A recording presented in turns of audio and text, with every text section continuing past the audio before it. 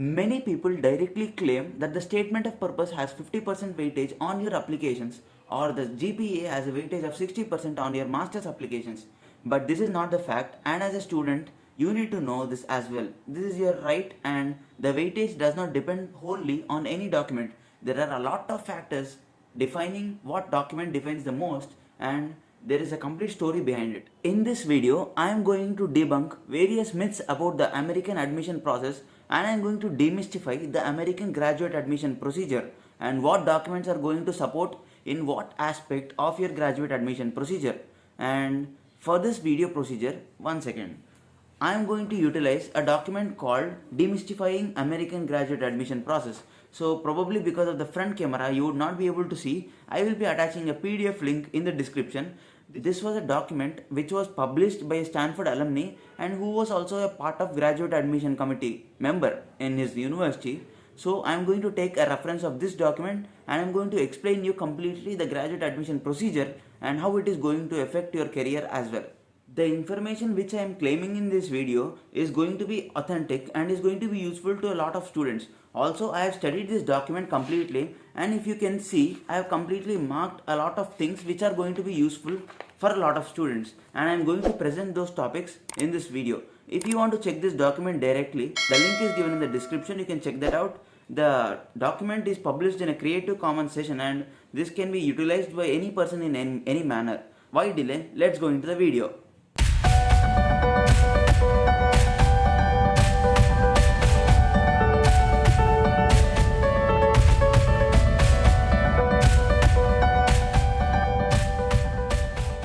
Let's start with the Graduate Admission Committee. Graduate Admission Committee is a combination of members who include professors, graduate advisors and students who are currently studying in that university. So what happens? When directly we apply, the applicants wouldn't go directly to the Graduate Admission Committee. Instead, if for example 10 people apply to that university, 10 people are filtered using various parameters, example GPA or GRE or even IELTS. So out of 10 people, 7 people are filtered out and these are sent to the Graduate Admission Committee. These people discuss on which person to select. What happens is every student is filtered out more than twice. For example, every applicant is not just analyzed by a single professor. So it is analyzed by 2 or more depending on universities. So what happens? If both the persons should feel that the person is eligible for this university. They discuss if there are any discrepancies between their decisions and they analyze on if the student is eligible to this specific university. If there are a lot of discrepancies arising, they are going to conduct a meeting and they are going to filter out who are the candidates who are causing discrepancies. They filter out these candidates and again filter them out. So in this process, the initial stages is going to filter you out and this is how the Graduate Admission Council works. So let's go on to see how each parameter works in this process. Let's talk about GRE. The fact about GRE is if you submit a lower GRE score, it might be a criteria for your rejection. But if you submit a higher score, it might not be the only criteria for your acceptance. So this is a paradox to explain and let me explain how this works. If you submit a greater GRE score and if you have a lower GPA, there might be a discrepancy in this scenario because there is not balance, and this is because if you submit a greater GRE score, it creates a doubt that how could you have a lower GPA and how are you able to score more on GRE. So this would create a doubt of your academical performance during your bachelor's and also on the standard of your university which you have studied during your bachelor's. But if you have a decent GPA and also good GRE, it is going to support your application. Also, if you have a greater GRE score and if your university is not that reputed, it is also going to help your application because your GRE brings you a recognition apart from the various other aspects like university ranking, which is going to degrade your application. So this causes a balance and it is going to help your application in this manner. So let's talk about TOEFL or IELTS. TOEFL or IELTS are usually not going to affect your application in any manner. They are just going to act as a cutoff parameter. For example, a program usually would specify a specific IELTS ranking or marks. For example, they specify 7 band score overall and 6.5 band score in each criteria, so each section. So what happens is whoever are not eligible for this or whoever has not secured this score, they might not be eligible and they would not apply, and even if they apply they get rejected. So this is how IELTS or TOEFL work, and this is not going to be a criteria of your rejection, and this is an important point to note. Many people think IELTS is going to get you a scholarship or something like that, but this is a known fact and you should remind this as well. Coming to the academical perspective, many people think if you have a 9 CGPA out of 10, you are going to get an admit into a better university or the best university. But the thing is not like that. There are various internal aspects of your GPA which you need to note and which I'll be stating it now. So the first one is going to be your GPA scale. Out of 10 you will be procuring something or some marks, but in abroad this is going to be 4. The conversion is not just like you are going to divide it by 4 or multiply it by 4. This is not like that. The scale would be different and that would be a problem for the universities to judge your GPA. The second problem is going to be absolute or relative grading, because my university personally has absolute grading in some subjects and relative grading in some subjects. Relative grading, as we know, is going to depend on various other students and then we are going to get graded. But in absolute it is independent and it depends on individual performance, and that's all. So this is one important factor to note, and this is how your GPA gets considered. The third one is going to be the curriculum difference. For example, if you are applying for an ECE course, that is electronics course, and you have secured more grades in, for example, in accounting or in financing or in business studies or various these type of courses, and if you would have secured less grades in electronics kind of courses, so what happens, your overall CGPA would be high, but when we look into deep, we might have understood that the electronic courses CGPA is lower compared to the, when we compare to the cumulative CGPA, right? So what happens is they are going to consider independently of individual subjects or the individual electronic courses and how are they going to affect in your application. So this is how they are going to analyze. So kindly remember this fact as well. So another fact to remember is that the trend over time of the GPA. That is, this is a trend to remember, because lower universities might cause you easiness to get a better GPA, but the better ranked universities or IITs might become difficult to get a better GPA. So this is another important factor. So the university would in turn depend or in turn reflect on what GPA you got, and directly scoring a higher GPA would not be useful for your application as you think of it to be. These are the points you need to remember about GPA. Now let's talk about statement of purpose. Statement of purpose is one of the trickiest document which we are going to submit for our masters abroad. This is because as a student we are going to speak about ourselves, about the experiences, about the internships, about the projects we have done and a lot of things, and this is how it is going to affect your application. The reviewer is going to read all these things, and if a essay is, that is the statement of purpose, is long enough, it might even not be read as well. So there is a confusion here, and this is a sole statement of purpose which is good enough might get you an admit into a better university. But if your statement of purpose is bad enough, it might not be a reason for your rejection. So this is one important point to note in statement of purpose. Also, in statement of purpose, it is very important to include not just the projects you have done, but also your long-term goals. I have also mentioned this topic in my Waterloo video as well, or in my statement of purpose 3 video series as well. This is very important because you give them a perspective that you are also interested to, you are also interested to know what you are going to do in the later part of your graduate life as well. For example, let it be job perspective, or let it be what courses you are going to be registered in your university, etc. And this is very important to be noted in the statement of purpose as well. Statement of purpose is going to impress the professor in every aspect possible. So keep it safe and try to include whatever aspects are possible. Don't try to bluff in statement of purpose, and try to include solid, useful parameters. Don't make it very long, make it crisp and useful and direct as well. This is the end of statement of purpose. Let's go on to see the next one. Now let's talk about letter of recommendation. I often feel it is stupid of people explaining their letter of recommendation to be a stronger letter of recommendation without even knowing what letter of recommendation is, or how to write an LO, or how to make it stronger, etc. So let's debunk few myths about letter of recommendation. So especially letter of recommendation is going to be a very important document, and letter of recommendation to note the fact that letter of recommendation and what are the aspects mentioned in every letters of recommendations should be related to the statement of purpose in whatever aspect possible.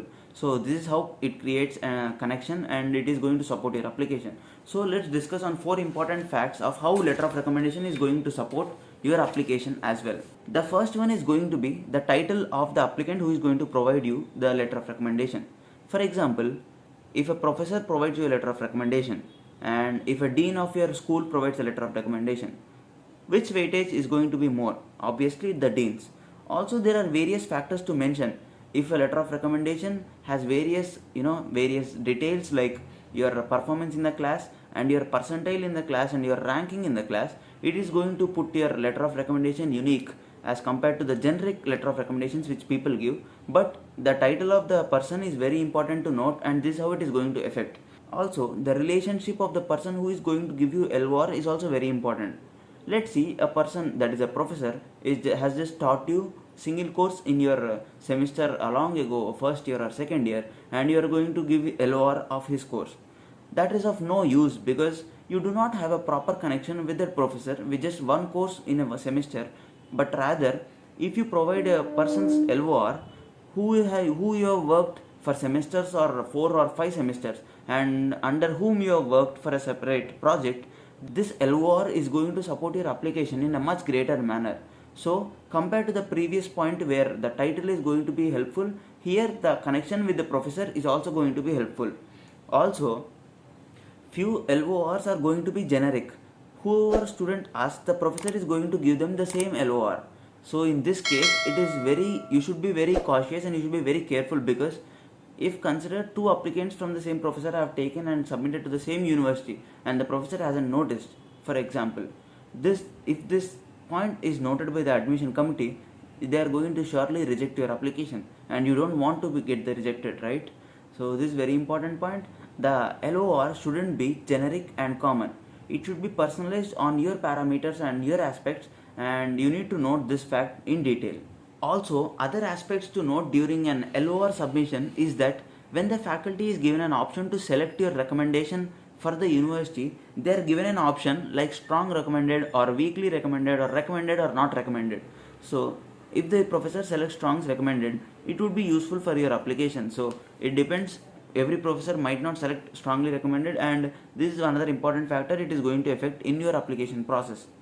Let's go on to see the next procedure. Now I'll also throw some light about resume. Resume, we cannot completely rely that the resume will be seen by the graduate admission committee. So note the fact that the resume might not be seen as well, because there are few columns during the application procedure as well where they ask you to fill your research experience or work experience. So probably the resume might not be opened for your filtering as well. So do not completely rely on resume. Instead, what are the points you are interested to be mentioned in your resume? Mention those in the statement of purpose as well. Do not make your statement of purpose lengthy. Make it short and include these points there as well. So let's talk about research and job experience, and this is going to be the final aspect of this discussion. Research is going to be a very important aspect. For example, if a student applies to some X course and he has some experience in that program, it is going to support his application because he already has a scope and he already has done some work in his field. Also, he already has some knowledge and is going to provide research expertise in that university after getting an admit. US universities focus on experiences, that is, focus on lab experience and research experience, because it is going to bring a growth to his career and also the university's research as well, right? So this is very important note thing to note, and this is why the research is very important in students' bachelor life as well. Let's go on to see job expertise, that is the job experience. Job experience is very important if the person has the same experience in whatever field he is applying. If I am applying to electronics and if I have an IT field experience, it is not going to support me in any manner. If I have a marketing experience and if I am going to apply for an MBA program, it is going to support my application. So this is how the procedure works. So the job experience is not just what you think. IT person's experience might not be useful in an electronics application and vice versa. So this is how you need to note the fact, and this is how the job experience is useful in your application. One more important thing to note about your job experience is the kind of work you have done in your job. For example, it is not just directly that you have done a job in your electronics and you are going to apply for an electronic masters. Rather, the procedure is how it is going to, I am explaining it now. If you have worked in the R&D wing, then the experience is going to support for your Master of Science application, because that is also research based. If you have done general service based electronics or general employment based kind of service in your electronics field during your job expertise, this is going to support your application for engineering kind of courses, which is just job based course and theory based course and not a research based course. So this is how it needs to be done, and This is how the job experience and particular job work you have done is going to help your application as well. And that's the end of job experience and how it is going to affect your master's application. Summing it up, I have considered various parameters which are going to be considered for your master's application and how they are interdependent on each other and how they are going to affect your master's application. It is not note to fact that which I have introduced even in the introduction as well, that each parameter has a greater weightage compared to the other. There is no particular weightage or no particular percentage it is going to affect your application. Instead, they are interdependent on each other and they are intertwined with each other, and they are going to support your application depending on your individual personality and your background of university which you have studied. Also, I feel whatever information which I was intended to provide you guys would have reached you safely. Also, if you have any other doubts, check out the PDF document given in the description. It has a lot of information and it is a document from a direct Stanford alumni, and it is going to help you to understand how the graduate admission procedure really works. And that's it. If you like this video, do share, like and subscribe, and share it with your friends as well. Check out tons of videos present on my channel. Stay safe, stay informative. Until the next video comes out, and this is Vivek signing off. Thank you so much.